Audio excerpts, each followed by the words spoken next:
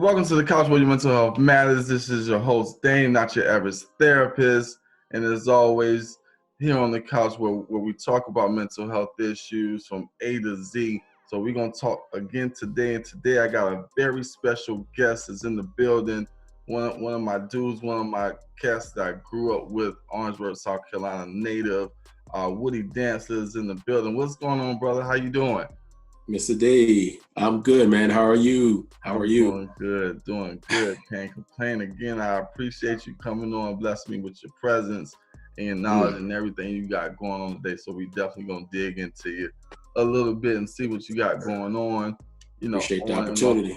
Yeah, man. I appreciate the opportunity, definitely, and I'm sure a lot of people are gonna benefit from, definitely this conversation today. So I want to definitely hop right in.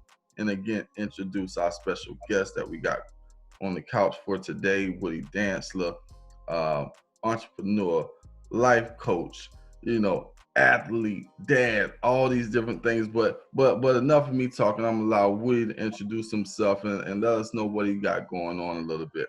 Let him know a little bit, Wood.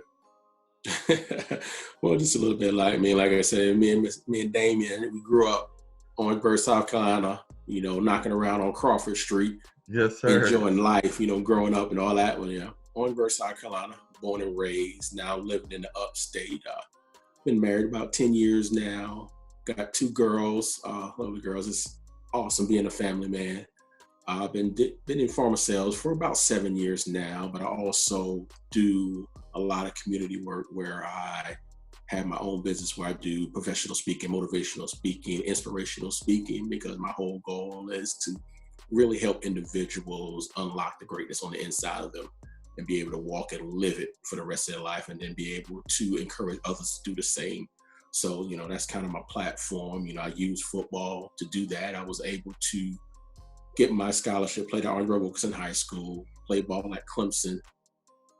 Got my degree in marketing, and then from there spent some time in the National Football League, where I was able to, again, elevate my platform to be able to do just what I'm doing now. I got a name, and I'm able to go out and speak to young kids, speak to men, speak to communities, and actually get them, to do things to unlock their true potential. So that's kind of me in a nutshell.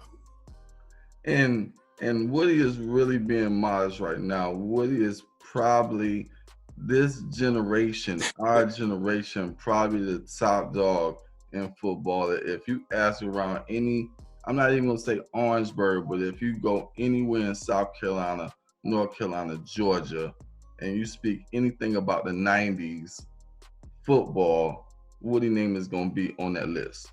Most definitely, bar none. Like Hall of Famer. What was it, 2007? 2007, yeah. Clemson Hall of Fame. This cat is being modest. You got my family is being modest, but he's, if you know of anybody that's doing it right now, Woody's been doing it in the 90s, even before then. I forgot the little league team that you was on, but you was doing it back then. Steelers, yeah, we got man. Steelers in Little League. I'm still kind of upset. My parents didn't let me play when I was that age. Still kind of haunted about that a little bit. Mom wanted me to do it, but Dad wanted me to, but Mom didn't. But again, so let's talk about pretty much the impact on how growing up in Orangeburg, how it impacted you to be greater than your surroundings, and like we spoke previously about this before we started recording. Growing up in Orangeburg, I thought of it as a trap. Outside looking in, growing up, and once you got out of it, you kind of see the environment and what we experienced growing up on Crawford Street, aka the Hill. We were exposed to a lot of different things, a lot of positive things, but also a lot of negative things where we could have went, either way. So let's talk about a little bit about growing up in Orangeburg and how that kind of impacted you, or how your surroundings kind of impacted you, both on a positive level as well as a negative level. One of those things was, like I say, growing up on the Hill, it was a lot of negative influences that could have taken us in another direction. But I really look back on my life and see that God truly had his hand on me. So even though we were kids and we were in that environment, we still had that little naiveness to us, to where we were in it, but we didn't really totally grasp it. But also on top of that, the guys, like the guys that were on the block, doing their thing, one of them they lived right next door to me, across the street from me. Well, the crack house was right there across the street. Absolutely. And we were sitting right there. But when they really were getting ready to go do something, they would send us off. They would send me off. They would let us go with them when they were really going, because through God, looking through them, and it was something great. You don't need to do this. You need to go do something else. This is not for you, because they saw something in us. They saw something in me that they didn't want them didn't want us a part of that life, because again, they saw the potential to be greater. And that's what it was, even though there was a lot of negativity around. Like, we had those, even the guys in the streets, pushing us into greater. We had my father, had my mother, always speaking life into me, making sure I'm doing what I'm supposed to do, and those things. Then getting introduced to sports, started with martial arts, then getting into football, track and field. Now I got these other avenues to show me different opportunities, and it really kept me away from what could have been, a life of crime, so to speak. Right, absolutely. And like you said, having that support system, growing up, informal and formal, like you said, just being involved in different things.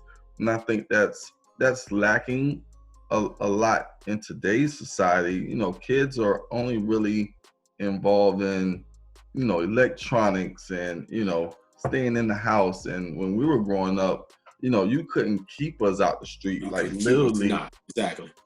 All day. Like, we were playing football on concrete, like in the middle of the road, basketball, makeshift goals, whatever it was, like we were outside. And I think that's a biggest part in, our emotional health, being cooped up and not really getting that energy out. Sometimes we end up internalizing a lot of that negative energy, whereas, we had the ability to release it on a regular basis.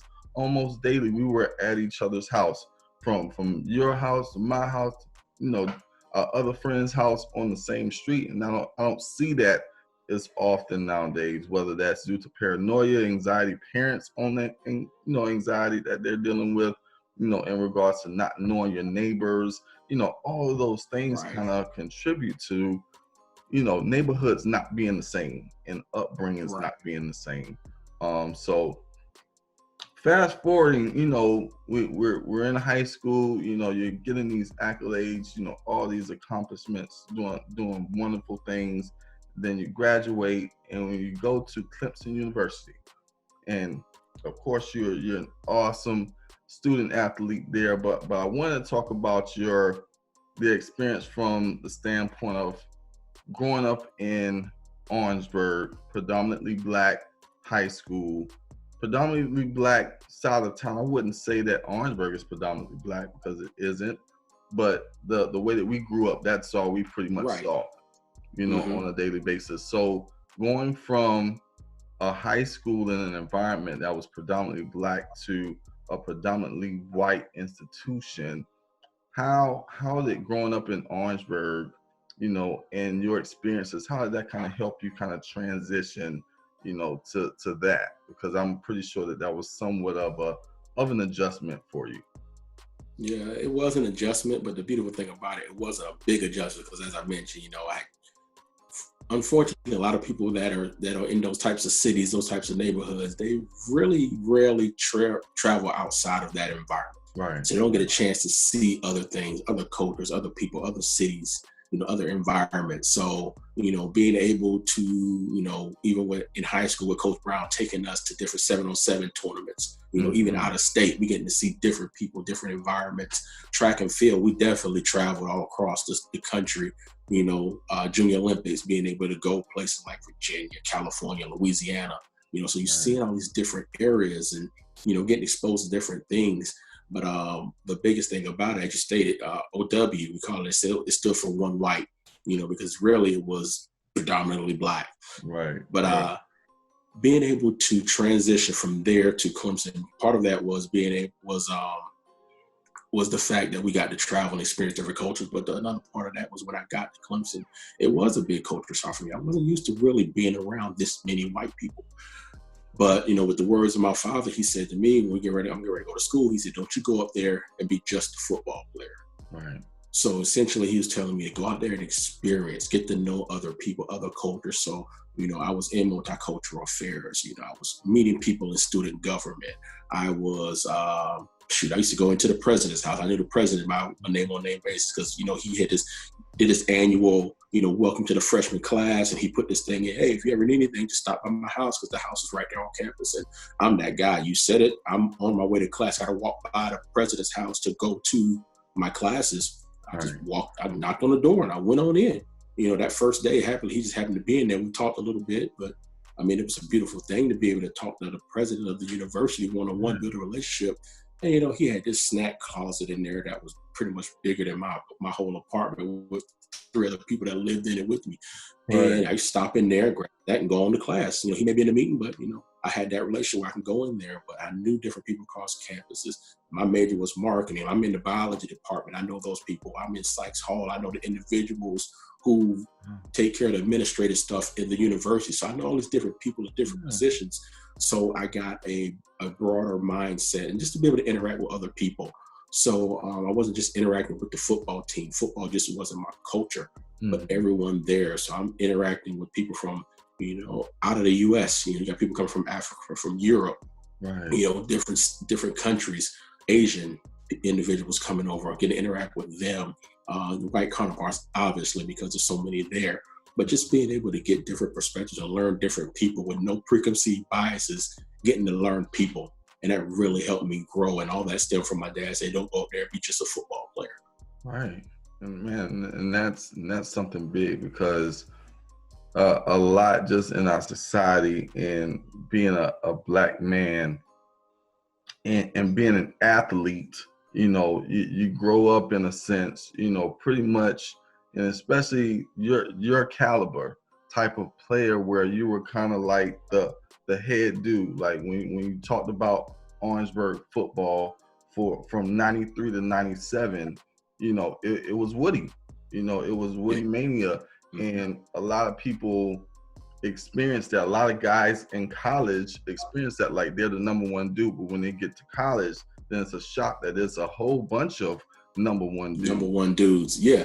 And that adjustment in itself can either make you stronger, and there are also some that be like, oh wow, like I'm not this dude anymore. And then other things from an emotional standpoint start to impact them, and then they don't have that much self-confidence within themselves, and their skill set and things like that. So getting back to that and you, coming from OW, then going to Clemson, and it's Woody Mania, like I thought you was going to win the Heisman. That was my bet. I was like, Woody got this in the bag type thing. So that exposure and that notoriety and you being seen, you were definitely put on that particular pedestal in status, in school. How do you feel like that kind of impacted your ability again to communicate with other cultures and be this person and at the same time maintain your own sense of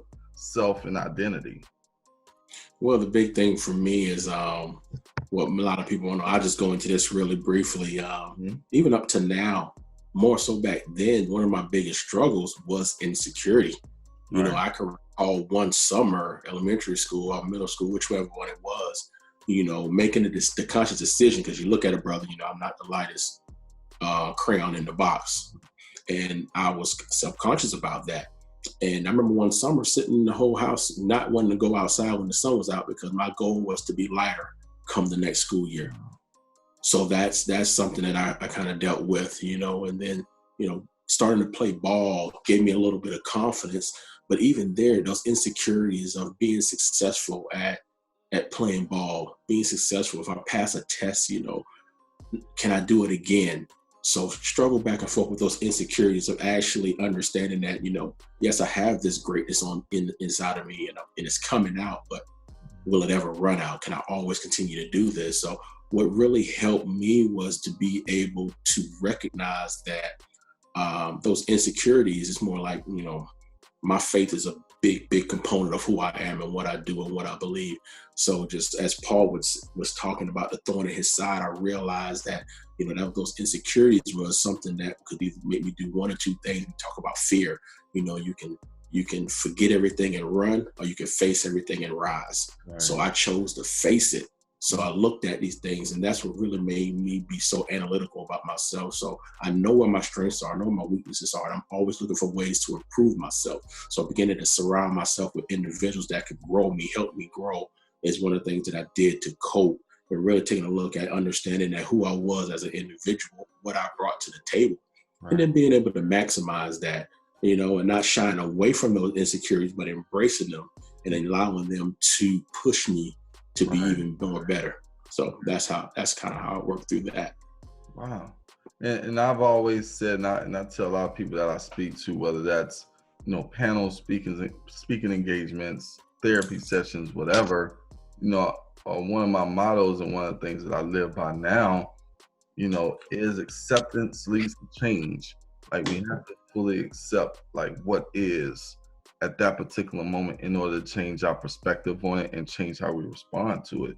So when we try to avoid situations in our life, we tend to not change it. We're not changing it. It's still there. It's still the elephant in the room. It's still a thought that drives us. And in order to change that, we have to accept it, accept that insecurity, accept how we're feeling, accept that perspective in order to change it. So I definitely agree with that. And I definitely appreciate you, definitely expressing that, sharing that, because there are a lot of individuals that suffer with, insecurities, and we all have insecurities, but sometimes we try to push it, to the back and say, no, that's not what it is, but we actually experience those insecurities, and that's what makes us human, right. Being able to accept those things allows us to change those things. Right.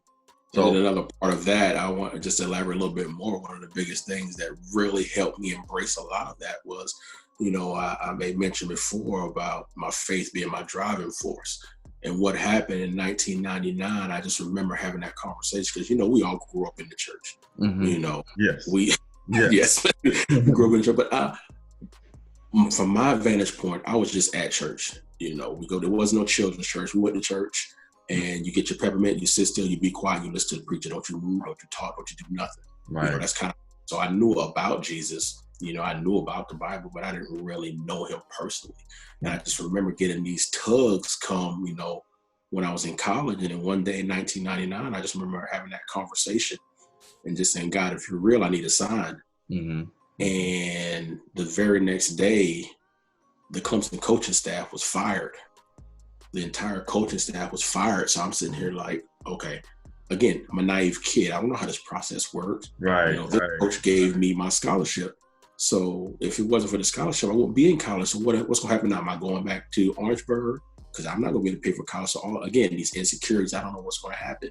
Right. But that was the best thing to happen because the new coaching regime came in. And they brought in a guy by the name of Darren Bruce, the team chaplain.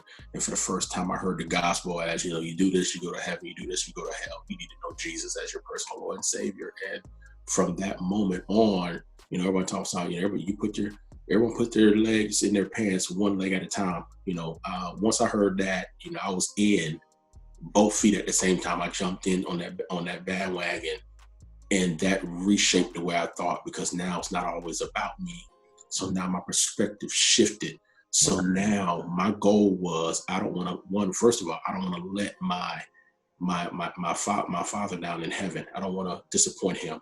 I don't want to disappoint my mom and my dad. I got teammates and people dependent. I don't want to disappoint them. So if I don't continue to push to be better, then I'm letting individuals down. And when your world becomes greater than yourself, you will be amazed at what you can do when you take the focus off of you, because it really actually took the focus off my insecurity so much in me.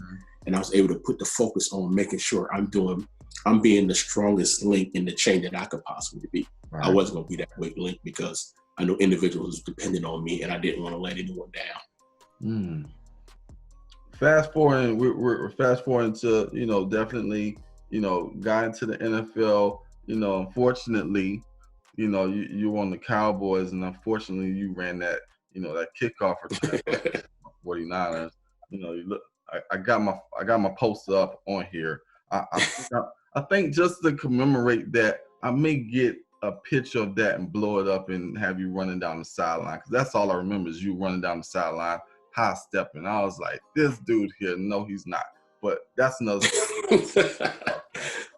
But anyway, but your time in the NFL again, just talking about just the growth process from an internal space, from an emotional space, being able to realize a dream that not too many people ever get to see. There are a lot of high school football student athletes. There are a lot of college student athletes that have aspirations to get to that highest level, and you were able to achieve that. And in achieving that, how did that kind of help, I guess, shape your ideology, your willingness, and your want to be an advocate for change just in your community? Well, just being able to take the momentum from college and, my new mindset, with my newfound faith, and understand that it's bigger than me and everything happens for a reason. Just case in point, coming out of high school, coming out of college, college, I played quarterback the entire time.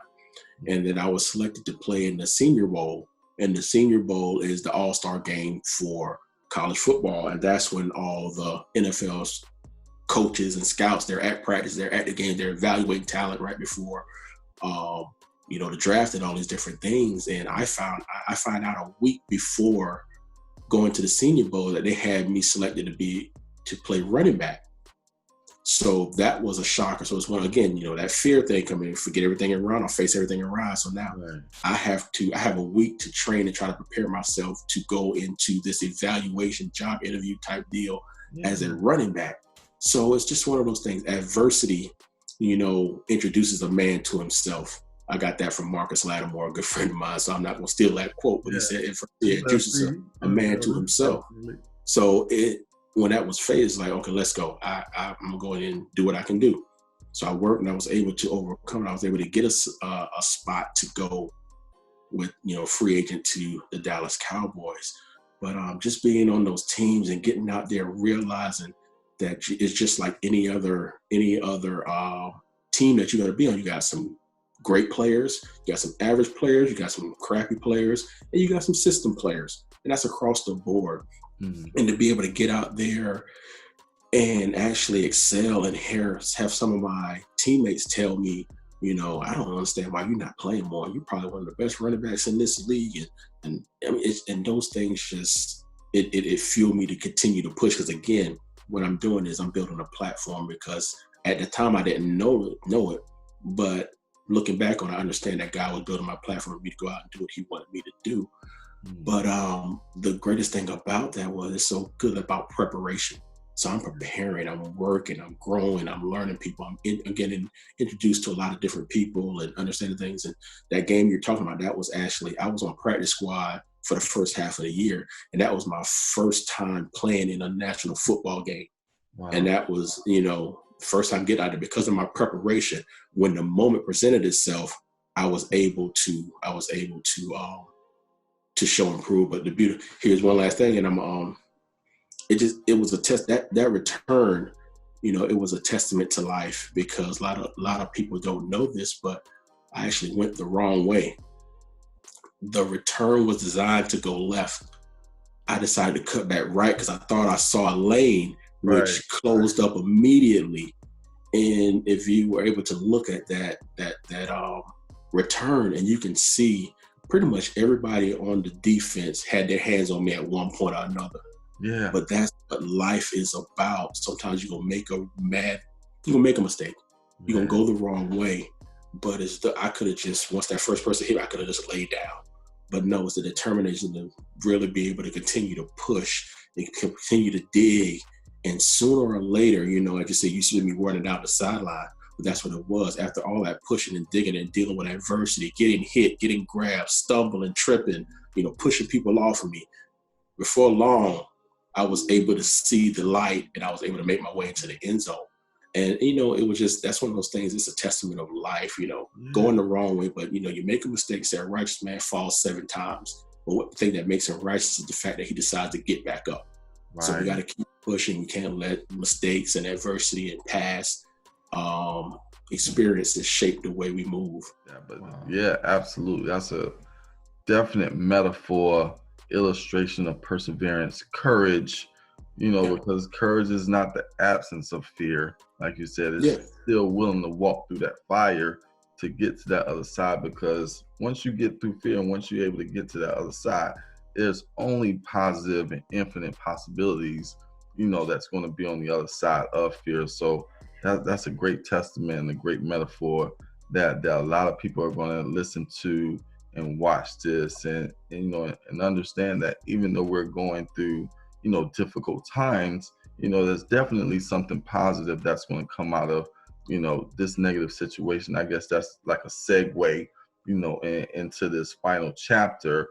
And I wanted to kind of touch on what you're doing now, in your community, giving back, being an advocate, speaking to at-risk youth, speaking to young men, speaking to men, in your community, and kind of what led you to kind of be that particular person, advocate.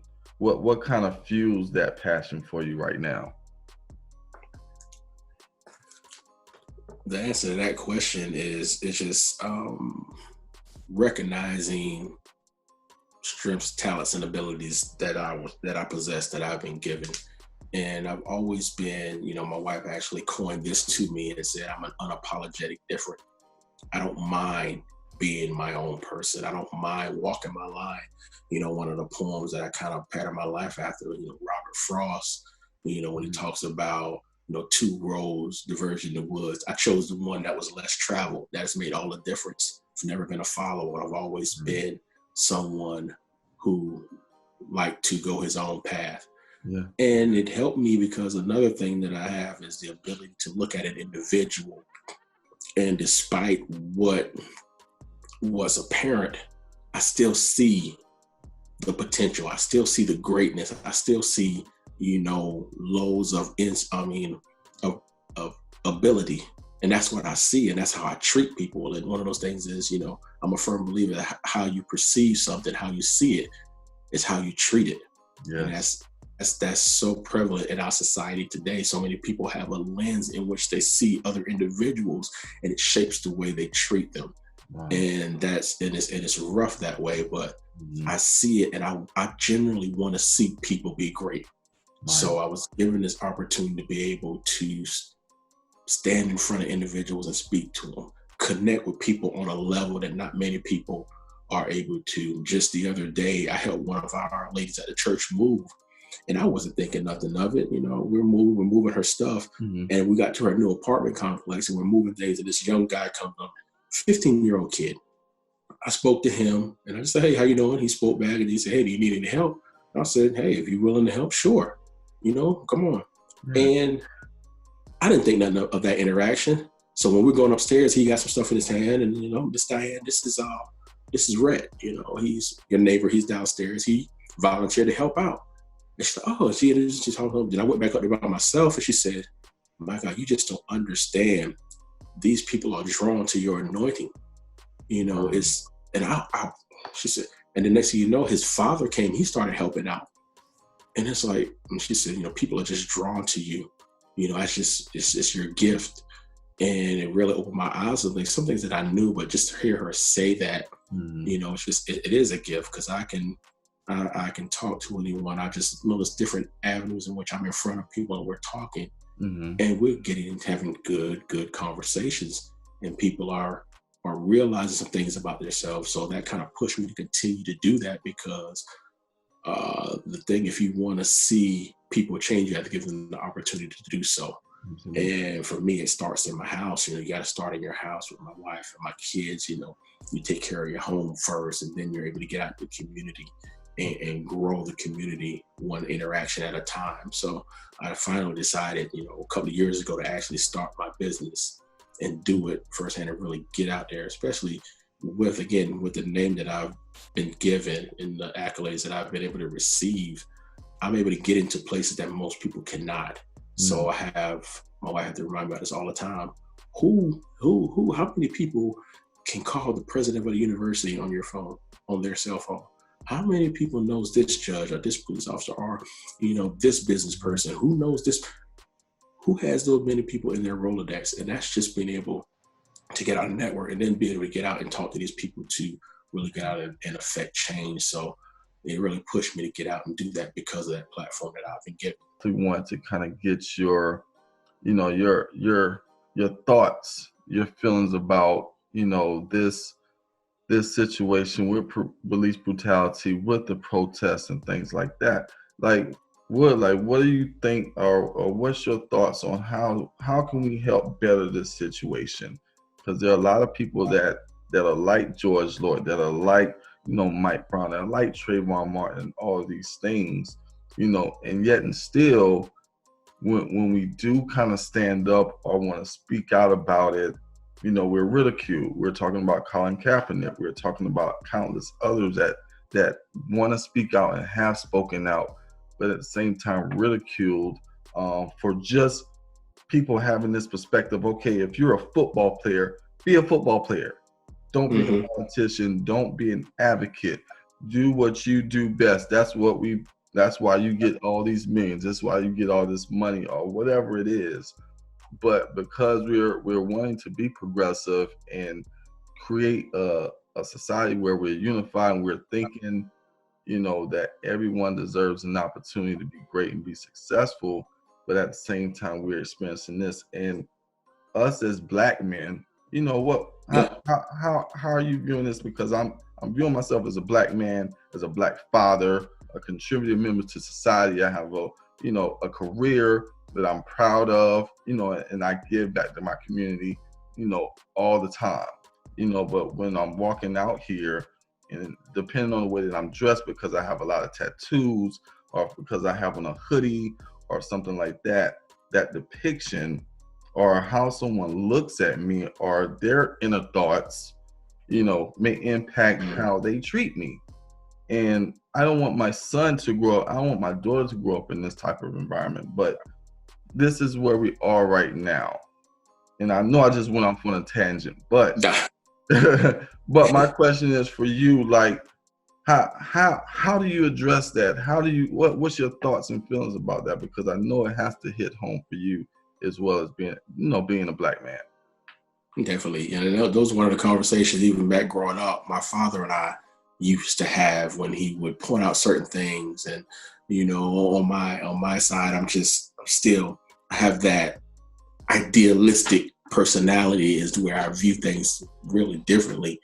But also I have to make sure that I'm looking at the reality of things as well as to what they are, but also looking at them how I want them to be and figure out how to merge the two. And the biggest thing that I push and I kind of remind myself of, we got to think. We have to be able to think critically. We have to be able to look at the situation, assess it, understand the reality of it, but then also take it to that next step of, okay, what should it be? And then from there, realize what role do I play in getting the situation, the environment, the climate to where it should be, to where our forefathers, MLK, Malcolm X, these individuals, when they're talking about what it should be, what is my role? And so many times we think that everyone is supposed to play the same role in the fight. Not the case, because everyone's giftings and skills and strategy sets aren't of that. So let's say one person, they're great at organizing, putting together protests, gathering people together for a cause and making a noise to have voices heard to get the ball rolling. So that's your lane. If that's your lane, you get out there, you do that. Another person, may have the connection there. They decide, I'm gonna start studying to be a police officer. So now I'm going to actually go in and affect change within the police department or within the government sector, and attack it that way. Somebody else their lane might just be going out from city to city and speaking to different community groups and different community events, to get the people knowledgeable. So there's just so many different lanes, but we have to sit back, think, and understand the lane that we've been called to play, and then have the courage of our convictions to actually go out and play that role. Yes. And, and see it done, but it can't be off of just raw emotion. We recognize that we have these raw emotions that we feel sometimes, because honestly, this thing hit me hard. It hit me differently, even more so than the previous ones. And I was trying to figure out why I felt, the way I felt about it. And it's one of those things of, that's that passion in you coming up, trying to tell you it's time to do something. Yeah. But the what and the how is going to take the individual to sit and think, and then really plot and plan, and then mobilize, and then be able to. I heard Killer Mike say this. He was talking about mobilizing. He was talking about strategizing and then acting, get these things together. And then now I have a plan of action, because let's think about it this way. When I was talking earlier about being in the NFL and playing, and not playing like I was supposed to, but I prepared for the moment. I looked at the moment of, getting in the football game. What am I going to do? I'm returning kicks. So how will I approach this? So I wanted to be successful. So up until that moment, I practiced, I prepared, I had a plan, and I worked day in and day out. So when the opportunity presented itself, I was ready for the moment.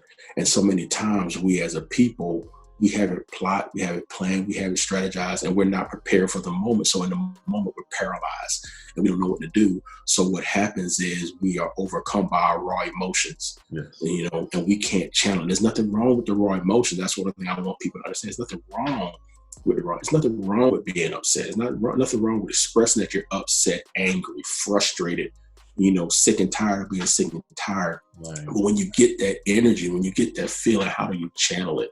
Yeah. How do you use it to bring about the outcome that you want? So that's where change happens, and it allows us to really move toward the goal that we want, and even realizing that our efforts, we might not even see the fruits of our efforts. Yeah, absolutely.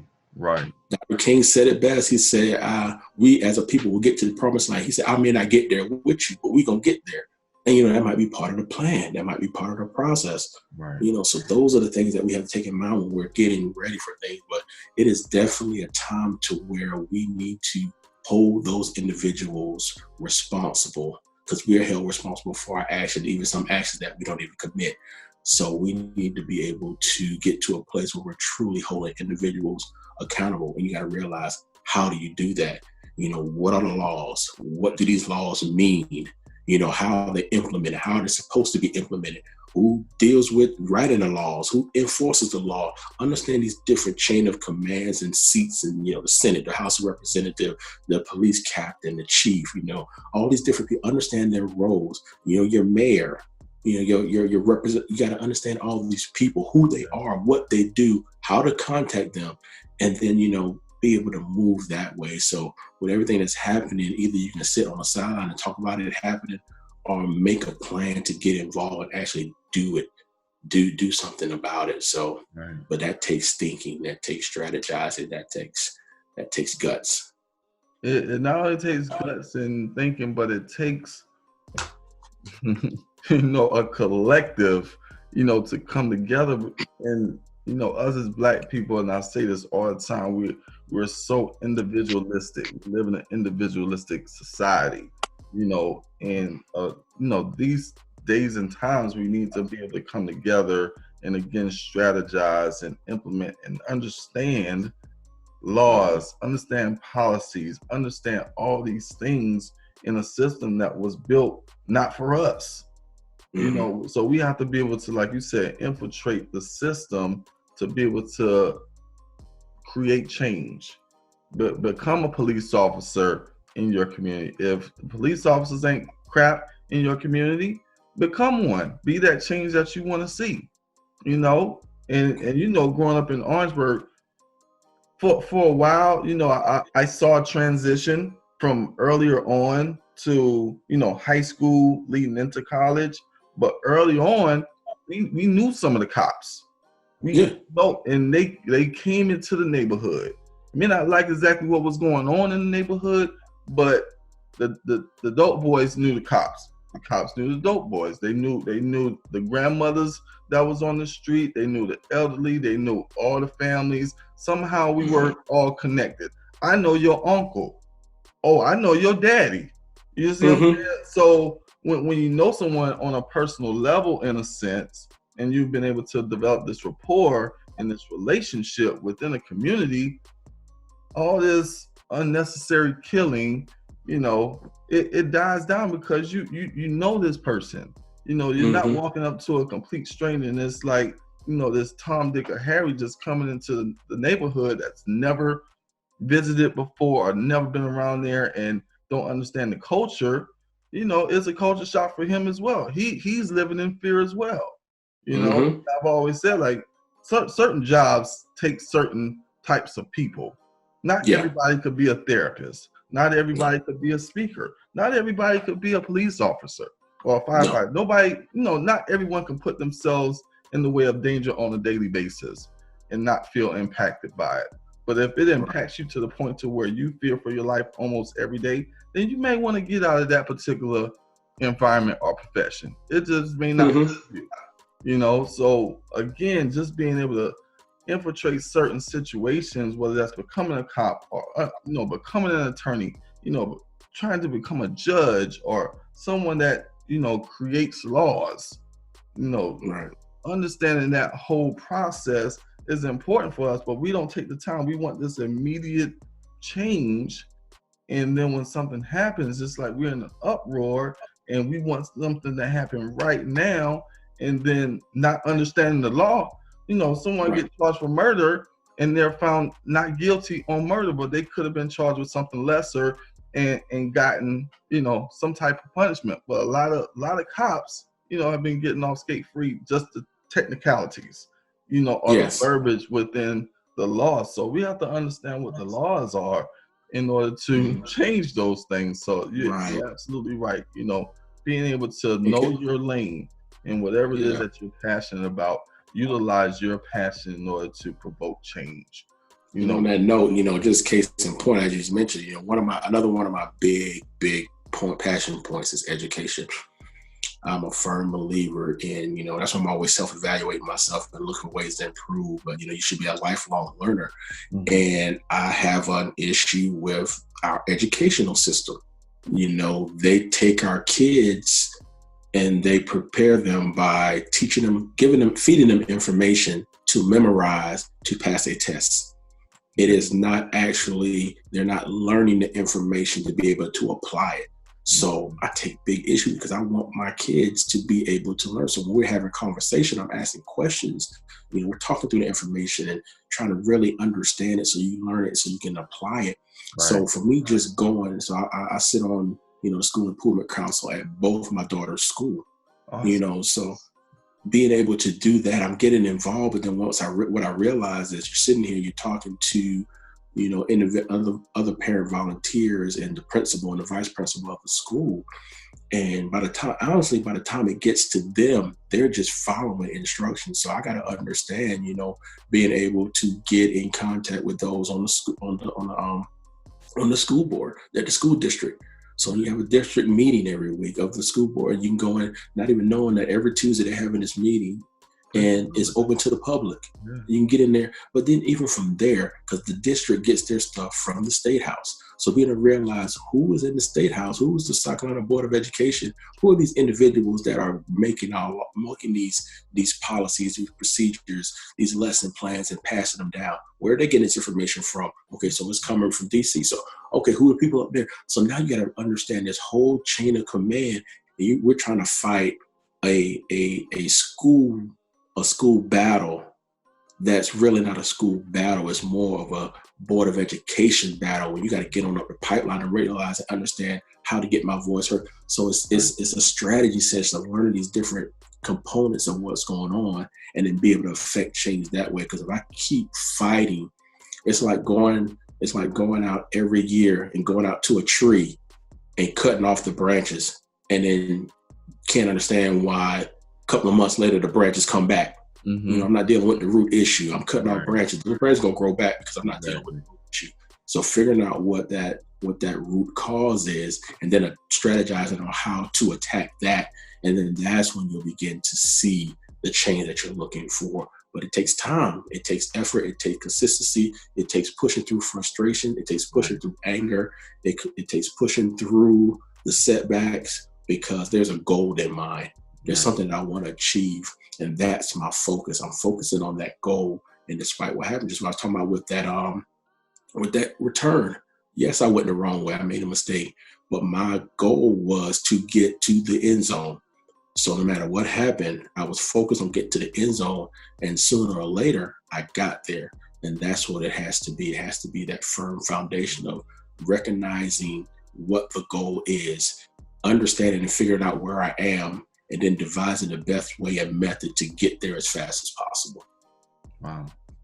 And it's crazy, and I smile, and it's like, you know, understanding like the parallels with football and life, like, you know, just going back, you know, to high school, and, you know, all the speeches that we heard, you know, Coach Brown and different coaches, and preparing us for life. A lot of things, when we look at it now, there are parallels with like working hard, strategizing, implementing plans. Like if we just went out there and just did it like we was doing in the backyard, we would probably get our butts kicked every freaking night that we played the game, you know. But being able to practice, persevere, doing those suicides and, you know, crabs and all these different things, those things prepared us for games, you know, for game night, for game time.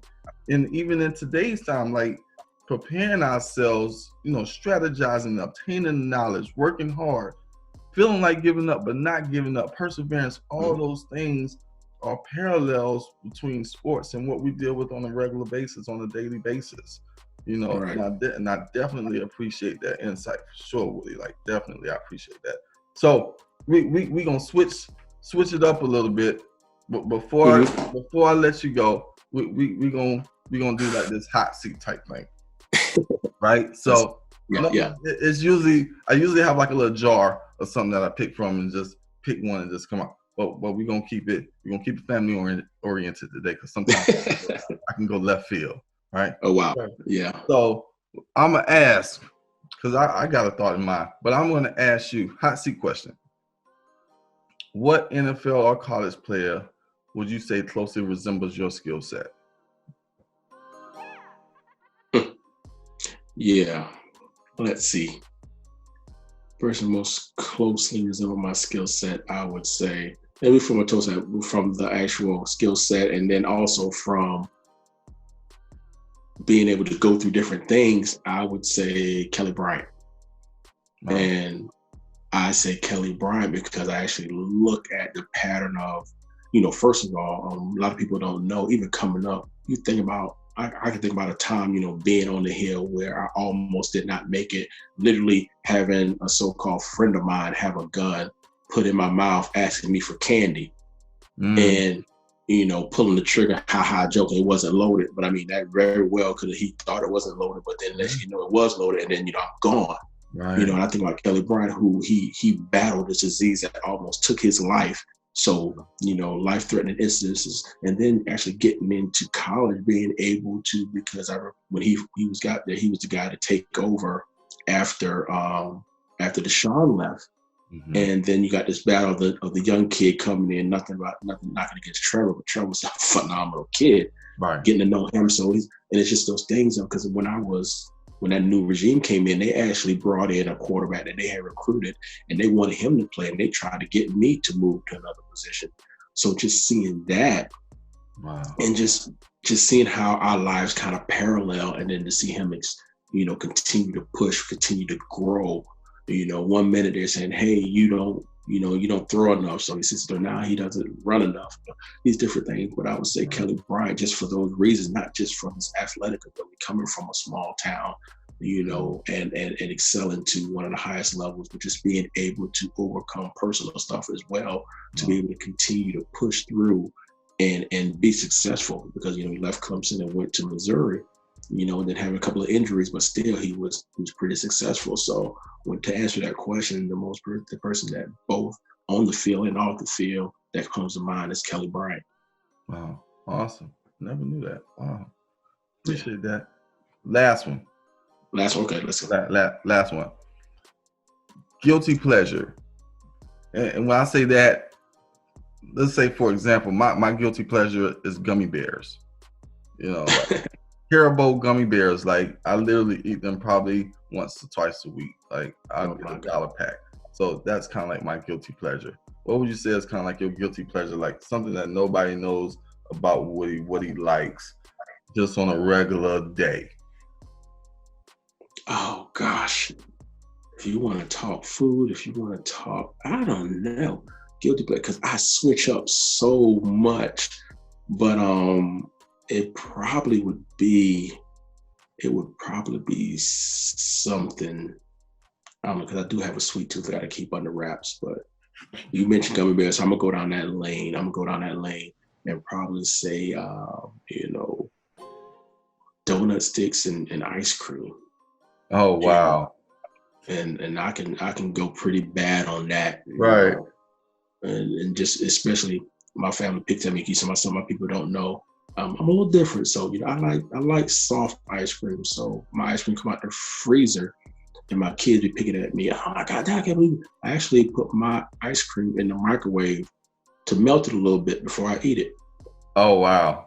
Yeah, that is different. Yeah. And so you know ice what? Cream, donut sticks, that's me. Quiet as kept. You were the first one to put me on burnt hot dogs.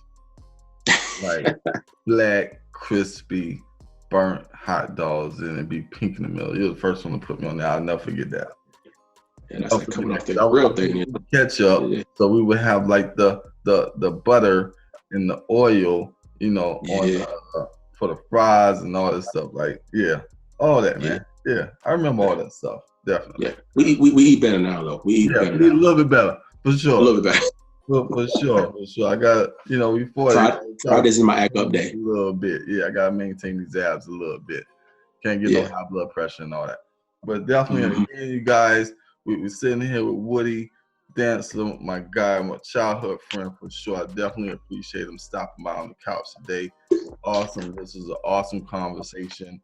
Make sure you guys, like and share this, and make sure you subscribe to the channel, all these different things that we got coming down the pipeline. But before we let you go, we definitely want to give you an opportunity to make sure that people know how they can get in contact with you, follow you, book you for gigs, because, of course, you got to get that money at the same time. So yes, sir. How can they miles to feed? Yeah, so I'm on both Facebook. I'm on Instagram. So you can find me there. You can find me on the name of my company is Dantzler 3 LLC.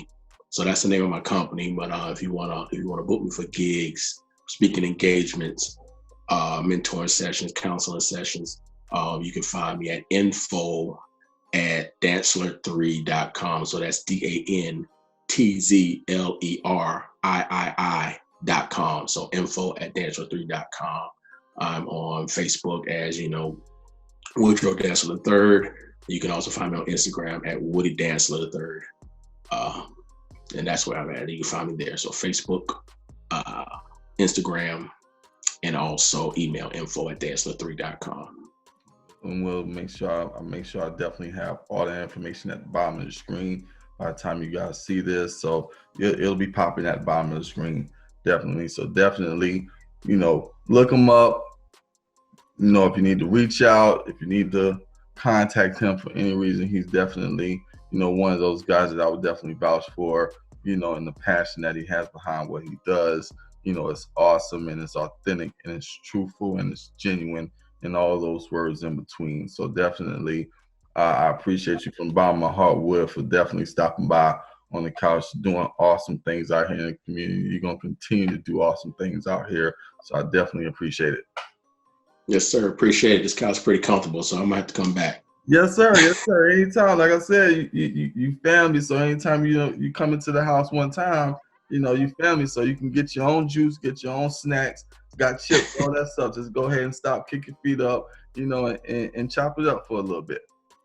Yes, sir. Appreciate you, D. All right, man. We'll talk soon, man, for sure, man. I appreciate it. And again, you guys, is your host, Dame Dash, Damian Harmon from the couch, where your mental health master. Can we talk a bit? We're definitely going to do that. And we're definitely talking with ordinary people doing extraordinary things out here in the community. Season 6, we're definitely here in the building. And next time, you'll never know who's going to be here. So definitely stay tuned for our next episode here on the couch. All right.